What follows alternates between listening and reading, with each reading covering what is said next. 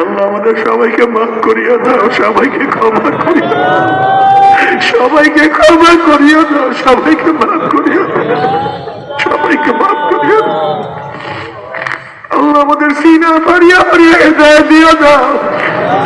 আল্লাহ গোটা দুনিয়ার মানুষের সিনা ফাড়িয়া হেদায়েত দিয়া দাও। একজনকে জাহান্নামে চালাইও না। বাবারে তোমার আমার কলমতে একবারে পাথরের শক্ত হয়ে গেছে। আল্লাহ পাক কালামে পাকের মধ্যে ফরমান সুম্মা কাসাত কুলুবুকুম মিন বাদি যালিকা ফাহিয়া কাল হিজারতি ওয়া আশাদ্দু কাসওয়া ওয়া ইন্না মিনাল হিজারতি লামা ইয়াতাফাজ্জারু মিনহুল আনহার ওয়া ইন্না মিনহা লামা ইয়াশাক্কাকু ফায়াখরুজু মিনহুল মা ওয়া ইন্না মিনহা লামা ইয়াহবিতু মিন খাশিয়াতিল্লাহ ওয়া মাল্লাহু বিগাফিরিন আম্মা তা'মালুন। আল্লাহ একদল পাথর আমি মাওলার ভয়ে কাঁদতে কাঁদতে নহর জারি করিয়া ফেলাইছে, আর একজনের পাথর আমি মাওলার ভয়ে টাস টাস ফাটিয়া যাইতে আছে, সেখানে পানি বাইর হইতে আছে। আর একদল পাথর আমি মাওলার ভয়ে গড়াইয়া গড়াইয়া পড়িয়া যাইতে আছে। ও মানুষ মারা পাথরের দলেরা, পাথর মাওলার ভয়ে ফাটিয়া যায়, পাথর মাওলার ভয়ে কাঁদতে কাঁদতে নহর জারি করিয়া ফেলায়, পাথর মাওলার ভয়ে গড়াইয়া গড়াইয়া পড়িয়া যায়। আর তোমার আমার কলবে এত শক্ত হইয়া গেল, তোমার আমার কলবে এত শক্ত হইয়া গেল, মাওলার ভয়ে জাহান্নামের ভয়ে চোখে পানি আসে না, কলিজার মধ্যে কম্পন সৃষ্টি হয় না, চামড়ার মধ্যে কম্পন সৃষ্টি হয় না, চামড়াও মাওলার ভয়ে দাঁড়ায় না, পশম তোমার আমার মাওলার ভয়ে দাঁড়ায় না রে পাগল। মনে রাখবা খুব। يا أيها الذين آمنوا صلوا عليه وسلموا تسليما اللهم صل على سيدنا ونبينا وشفيعنا وحبيبنا ومولانا محمد صلى الله عليه وعلى آله وأصحابه وبارك وسلم. اللهم صل على سيدنا ونبينا وشفيعنا وحبيبنا صلى الله عليه وسلم. اللهم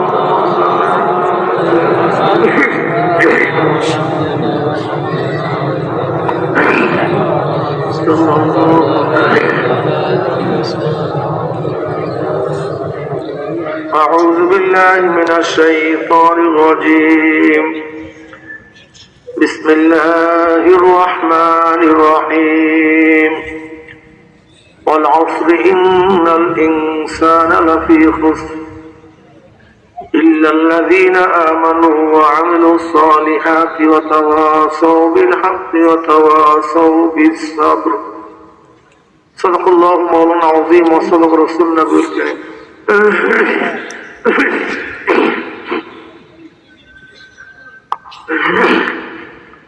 আল্লাহ পাকের বান্দা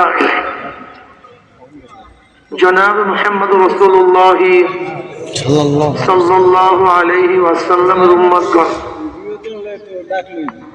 আল্লাহ পাক দীর্ঘ রাত পর্যন্ত আপনাকে আমাকে গুনার মধ্যে লিপ্ত না রেখে কোরআন ও হাদিসের মজলিস, আলেম ওলামা, মুমিন মুত্তাকিন,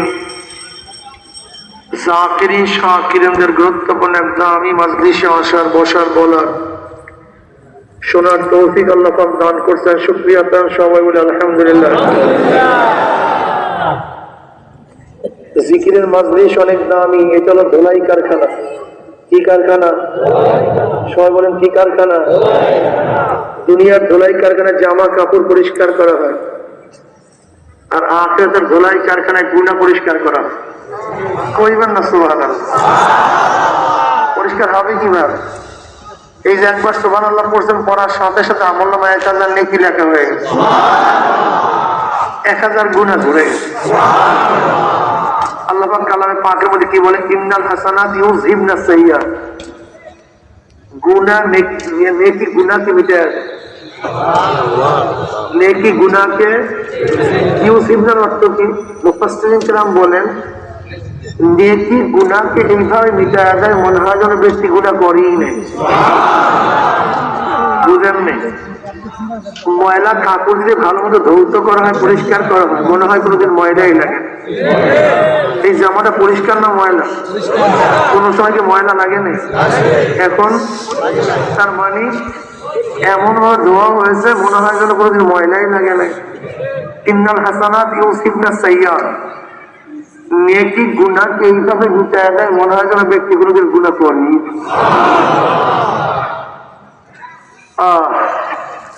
আমার মাওলা পাক কি চান? বন্দা যেন পবিত্র অবস্থায় কিয়ামতের ময়দানে ওঠে। এই জন্য আল্লাহ পাক জায়গায় জায়গায় পবিত্র করার ব্যবস্থা রেখেছে। ইস্তেগফার করেন, গুনাহ মাফ হয়ে যায়। সুবহানাল্লাহ পড়েন, গুনাহ মাফ হয়ে যায়। বুখারীর মধ্যে রওয়ায়াত আছে, নবী আলাইহিস সালাম পড়বেন না সাল্লাল্লাহু আলাইহি ওয়াসাল্লাম। এই শোনো, যদি কার বাড়ির দরজা স্বচ্ছ পরিষ্কার প্রবাহিত একটা ঝর্ণা থাকে, পরিষ্কার প্রবাহিত বন্ধ পানি না, প্রবাহমান পানি, পরিষ্কার পানি, এরকম যদি কার বাড়ির দরজা ঝর্ণা থাকে আর সেই প্রবাহিত পানির মধ্যে কোনো ব্যক্তি 5 বার গোসল করে, নবী কি প্রশ্ন করলেন? তার শরীরের মধ্যে কোনো ময়লা থাকতে পারে? আবার কি বলে, না ইয়া নবী, 5 বার পরিষ্কার পানিতে ভালো মতো গোসল করে সে ময়লা শুনে কিভাবে? নবী বললেন কি, 5 ওয়াক্ত নামাজ এইভাবে। কেউ যদি 5 ওয়াক্ত নামাজ ঠিক মতো পড়তে পারে সবগুলো পরিষ্কার হয়ে যাবে। বুঝাতে পারি আল্লাহ না করেছে এবং জোহরের নামাজ পড়তে, জোহরের নামাজের সাথে নামাজ পড়ার মধ্যে আসরের মধ্যে কিছু গুনাহ করিয়া হবে, বুঝলেন না? আসরের নামাজে দাঁড়াইছে পিছনের তাম্বা,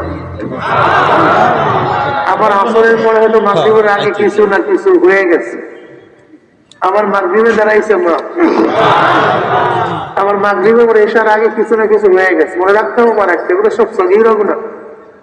কবিরা গুনার জন্য তওবা জরুরি, কবিরার থেকে বাঁচার জন্য তওবা জরুরি। আর তওবা তো নাদামাত, আর তওবা তো রুজাত, তওবা তো ফিরিয়ে আসা, তওবা তো লজ্জিত হওয়া, আল্লাহ করছি আর করবো, আল্লাহ মাফ করিয়া, লজ্জিত হয়ে ফিরিয়ে আসা, যে গুনার থেকে ফিরিয়ে আসবে। আর তাই জানবে কামাল্লাহ জানবাল, যে ব্যক্তি তওবা করার মতো তওবা করবে, মনে হয় মাসুম, এইমাত্র সন্তান জন্ম হইলে যেভাবে নিষ্পাপ হয়ে জন্মগ্রহণ করে, যে ব্যক্তি গুনার থেকে তওবা করে আল্লাহ পাক তাকে নিষ্পাপ বান্দা বানায় দেয়। এই যে একবার সুবহানাল্লাহ পড়ছেন, পড়ার সাথে সাথে আসমান জমিনে খালি জায়গায় নেকি পূর্ণ হয়ে গেছে, মিজানের অর্ধেক নেকি ভরে গেছে। আমি আগে চিন্তা করতাম এত নেট দিয়ে হইবে থাকে, একটা প্রশ্ন আছে কি নেই, মারাত্মক প্রশ্ন। একবার সুবহানাল্লাহ করে এত, একবার আলহামদুলিল্লাহ বলে এত, একবার আল্লাহু আকবার বলে এত নেট, ঘটনা কি এত নেট দিয়ে লাগছে? অনেকের মনে মনে সন্দেহ থাকছে। আমি একদিন নিজে ঘটনা কি হঠাৎ চিন্তা করলাম, আরে কোথায় নেট তো ভেজাল আছে, তা আবার ভেজাল এদিকে খেয়াল দেবেন না। ভেজালটা কি? কাবে আহবার রাদিয়াল্লাহু ফরমান, জান্নাতের মধ্যে জান্নাতীদেরকে একটা বিল্ডিং দেওয়া হবে সবুজ ইয়াকুত পাথরে। কি পাথরে? সবুজ ইয়াকুত পাথর চিনেন আপনারা? অনেকেই চিনেন না, কত দামি পাথর।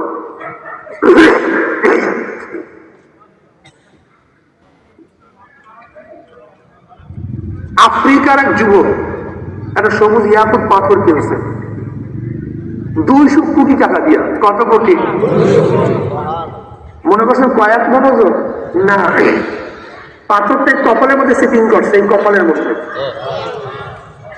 গম্বক এখানে সিটিং কেন করছে? যেন এই পাথর চোরে না নিতে পারে। কিন্তু বেয়াকুবের অবস্থা একদিন কোন এক মাজলিসের কাছে যাওয়ার পর আসলে সে চুরি হয়ে গেছে। কত কোটি টাকা? 200 কোটি টাকা।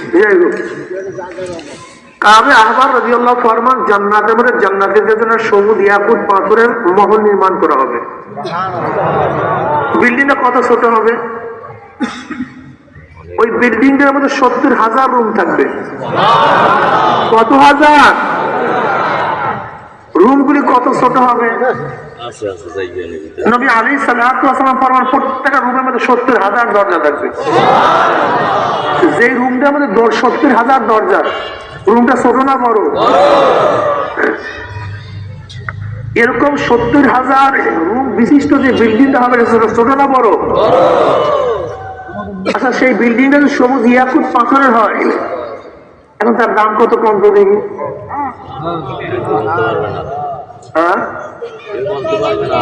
হিসাব করা যাবে? এখন বলেন তো, দুনিয়ার সবকিছু কেনা যায় অর্থ দিয়া, টাকা দিয়া, আর আখেরাতে সবকিছু কেনা যায় নেট দিয়া। কে দিয়া? এখন আপনি এই বিল্ডিং কেনার জন্য নেট পাবেন কোথায়? সামান কই? আচ্ছা, বিল গেটস আমাদের গোটা দুনিয়ার মধ্যে ধনী নাকি? আচ্ছা বলেন তো, বিল গেটস কি বাংলাদেশ কেনার মতো টাকা আছে? তার ঢাকার শহর কেনার টাকা আছে? দুনিয়া তো দূরের কথা, বিল গেটস বিশ্বের ধনী, কিন্তু বাংলাদেশ কেনার মতো অর্থ তার কাছে নেই। এমনকি ঢাকা জেলা কেনার মতো অর্থ নাই, ঢাকা মহানগর কেনার মতো অর্থ তার কাছে নাই। আর আল্লাহ যাকে ছোট একটা জান্নাত দেবে, সেই জান্নাতের দুনিয়া সে 10 গুণ বড়। জান্নাতে ভূমি মাটি না, নিষ্কাম আম্বারে। এক একটা বিল্ডিং হবে হাজার হাজার তালা বিশিষ্ট, একটি ইট হবে স্বর্ণের, এক একটি ইট হবে রূপার, জওয়াহরের দ্বারা গাঁথনি হয়ে যাবে। আচ্ছা বলেন তো, সেখানে তো মূল পুঁজির সওয়াব নেয়। মূল পুঁজি কি? সওয়াব নেয়। এখন আপনার যদি ন্যায় বেশি নয়, যে কিনবেন কেমনে নিয়ে? আমাকে বলুন তো, এর মালিক হবেন কিভাবে? এই যে একবার সুবহানাল্লাহ বলে এত ন্যাকের কথা কই, একবার আলহামদুলিল্লাহ বলে এত ন্যাকের কথা কই।